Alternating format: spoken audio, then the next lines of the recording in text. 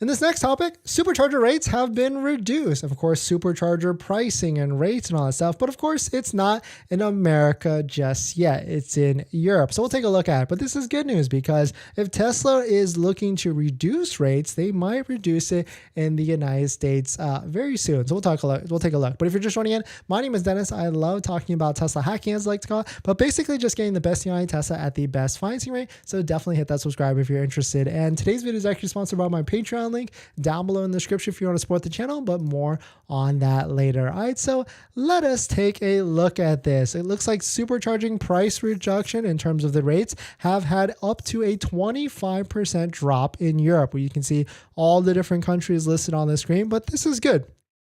I didn't even realize that Tesla is even looking at the rates of the charging rates. And I guess it makes sense. They probably see which superchargers are being used more than others. And like, of course, there's different levels, different speeds for the supercharger. And if they want to incentivize people to use other ones to maybe take off the load from maybe high traffic ones, they'll just reduce the rate because people probably look at that. You can download your Tesla app on the phone. You can look at the map. And now you can see within your Tesla app, locations of superchargers, costs of superchargers, and also the time of use costs. Like sometimes during the day, it could be a little bit more, all the way up to 50, 60 cents in California. And some even as low as like 20 to 27 cents a kilowatt in California at certain other offshoot supercharging locations. But definitely some cool thing that there's dynamic pricing priced into Tesla, and Tesla will reduce rates across the board, which is good because as probably more Tesla solar, more battery storage and things starts to roll out for Tesla,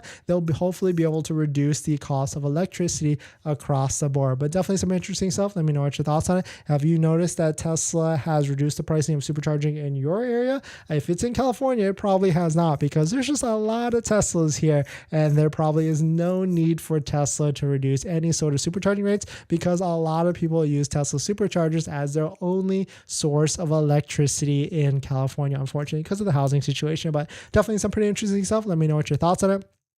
We're going to jump into the next topic. But before we do that, this video is actually sponsored by my Patreon link. Down below in the description is the Patreon link where you can support the channel, so definitely check it out if you're interested. On a break.